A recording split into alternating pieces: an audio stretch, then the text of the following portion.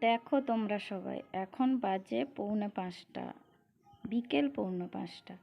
এখন পড়তে বসে গেছে, কারণ সে একটু বিকেলবেলা খেলবে। পড়তে বসে গেছো, কি করবে পড়ার পরে? হ্যাঁ, পড়ার পরে কি করবে বলো? একটা ছেলে পড়তে বসছে, তার পাশে বই ছড়াছড়ি। এই যে একটা ড্রয়িং এঁকেছে, তা কমপ্লিট হয়নি এখনো। কেমন হয়েছে তোমরা জানাবে। কেমন হয়েছে তোমরা জানাবে।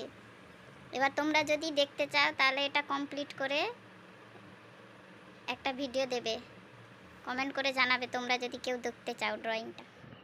তো পাশে আমি সেই ড্রয়িংয়ের ছবিটা দেখিয়ে দিচ্ছি। সে এঁকে কমপ্লিট করেছে, আমি সেই ছবিটা একটু তুলে ধরছি। পড়াশোনার পর কোথায় যাবে তুমি?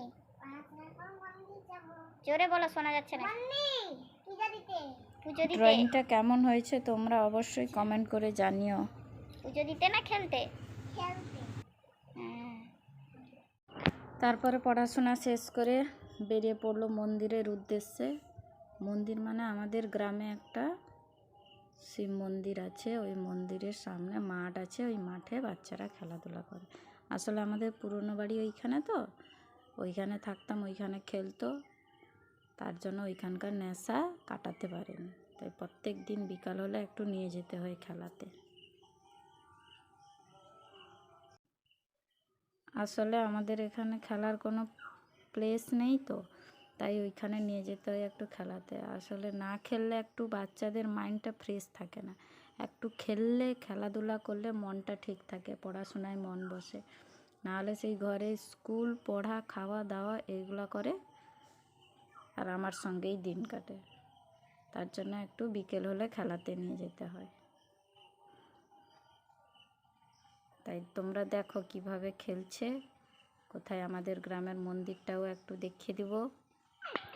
এখানে আসতেই বন্ধু বান্ধবদের পেয়ে গেল। কেন দোকানের কাছে কেন?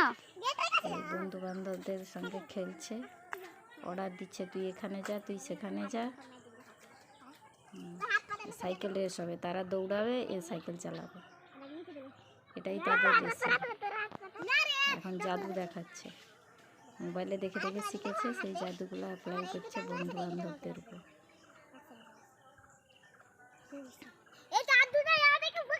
না, মস্তান হয়ে গেছে, দেখো কেমন জাদু দেখাচ্ছে। বোকা বানাচ্ছে।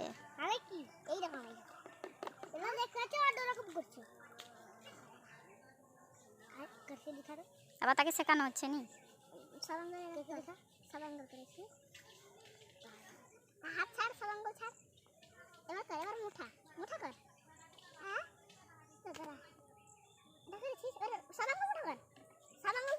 তোকে শিখাতে হবে না, সে শিখতে পারবে না, ছোট বাচ্চা আছে এখন। আস্তে আস্তে।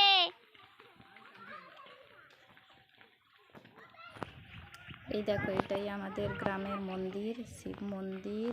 তার এই পাশে ওই সাদাটা হচ্ছে শীতলা মন্দির।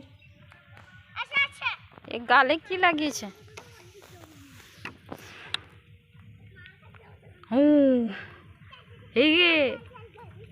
এ গালে কি লেগেছে? গালে কি লেগেছে?